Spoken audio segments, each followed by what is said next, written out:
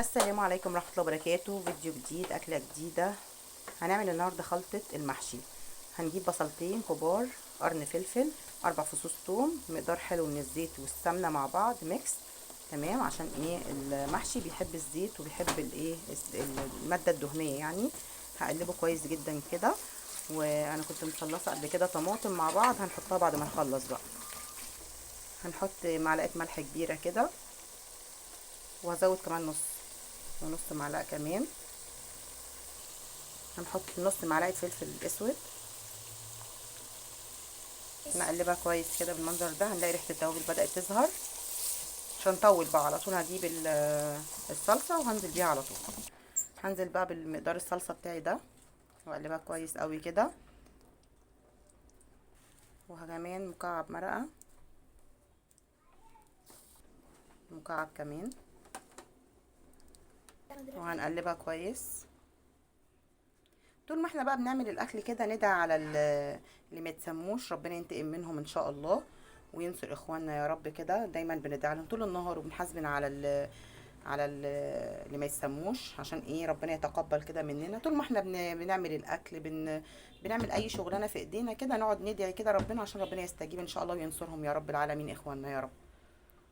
هسيبها تغلي كده كويس وارجع لكم على طول. نزلت بنص معلقه سكر عشان تعادل الحموضه بتاعه الطماطم، ما تعملناش مشكله في الايه، في المعده. هتوصل معايا بقى للسم كده. تمام كده، وهطفي عليها على طول. واثناء ما انا بعمل الصلصه بتاعه خلطه المحشي، انا اصلا مقور بتنجان قبلها بيوم. تمام. هيقولوا لي ازاي ده بيجلد وبقى طعمه مش عارفه ايه؟ اقول لهم لا. إيه السر في ان احنا نقور بتنجان قبلها بيوم؟ بنحطه في شنطه من غير ولا نقطه ميه، ونحطه في التلاجة. نعقد الشنطه كويس قوي، نحطها في التلاجة بس ما يطولوش اي ميه خالص.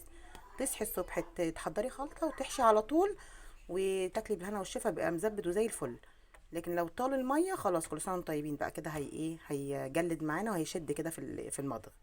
وهكمل تقميع معايا الفلفل بتاعي كده بالمنظر الجميل ده. تمام.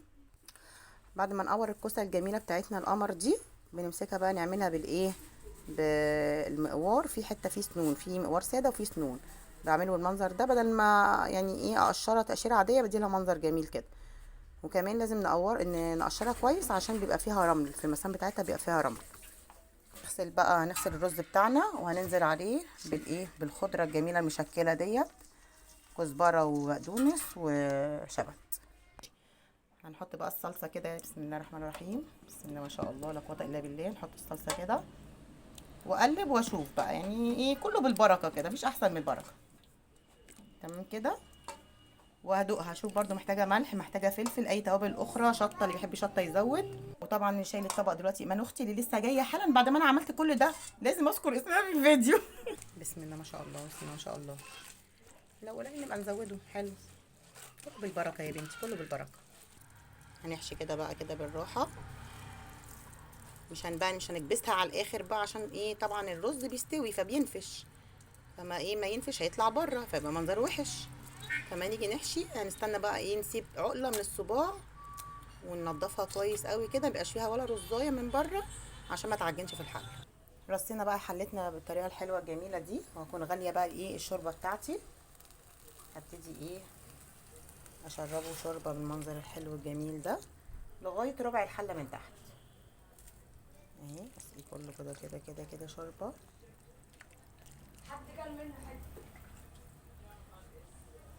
تمام كده. ربع الحله تاخد غلوه محترمه، ووطي عليه شمعه يستوي بالالف انا وشفا.